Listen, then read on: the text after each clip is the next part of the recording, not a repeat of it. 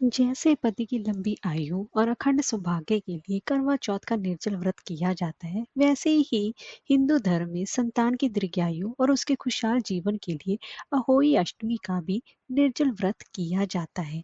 यह हर साल महिलाएं अपने संतान की लंबी आयु और सुखी जीवन के लिए करती हैं। यह व्रत भी कठिन व्रतों में से एक माना जाता है। यह व्रत कार्तिक मास के कृष्ण पक्ष की अष्टमी तिथि को रखा जाता है। इस दिन महिलाएं दिन भर अन्न जल ग्रहण किए बिना ही उपवास रखती हैं।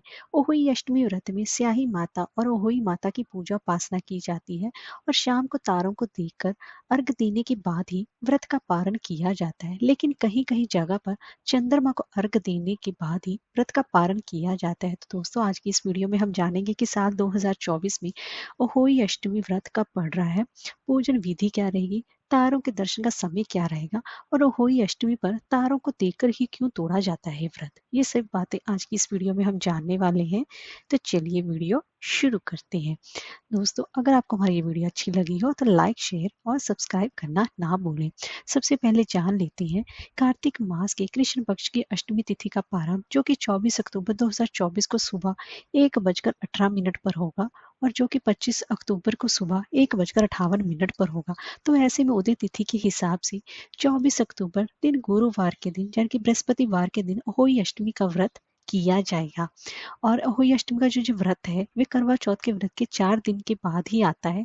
इसीलिए इस व्रत को अहोई आठे के नाम से भी जाना जाता है। और ये अहोई अष्टमी का यह जो व्रत है वो उत्तर भारत में सबसे ज्यादा लोकप्रिय माना जाता है।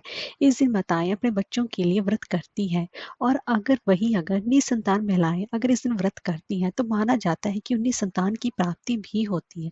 तो इस दिन पूजा का शुभ मुहूर्त रहेगा शाम को 5:42 से लेकर शाम के ही 6:59 तक, यानी कि कुल अवधि 1 घंटा 17 मिनट की होगी।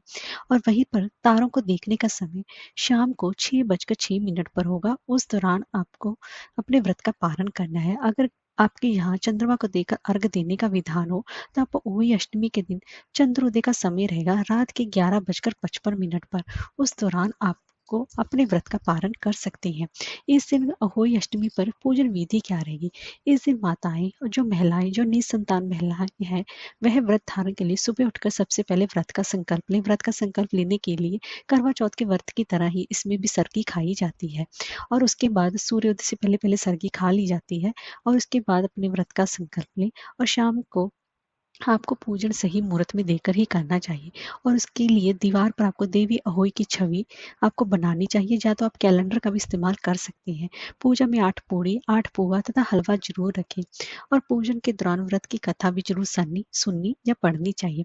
इस दिन सई माता की पूजा की जाती है तथा सई को हलवा व सरई की 7 सीखें भी अर्पित की जाती हैं। और उसके बाद आकाश में तारों को देखकर ही व्रत का पारण किया जाता है। तो अब जान लेते हैं कि अष्टमी तिथि पर तारों को देखकर ही क्यों तोड़ा जाता है ये व्रत।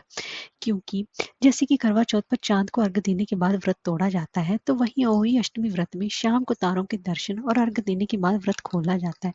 धार्मिक मान्यताओं के साथ अहोई अष्टमी के दिन अनगिनत तारों के दर्शन और पूजन से कुल में अनगिनत संतान होती है।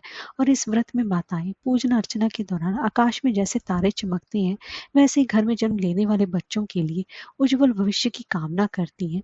अहोई अष्टमी व्रत में तारों को अर्घ देना बेहद ही जरूरी माना जाता है और इसके बिना व्रत के संपूर्ण फल की प्राप्ति नहीं होती है। इसीलिए सभी महिलाओं को अहोई अष्टमी का व्रत अवश्य ही रखना चाहिए। लेकिन एक बात का विशेष रूप से ध्यान रखना चाहिए कि इस दिन आपको भूलकर भी मिट्टी नहीं खोदनी चाहिए और आपको सिलाई कढ़ाई वाले काम भी नहीं करने चाहिए।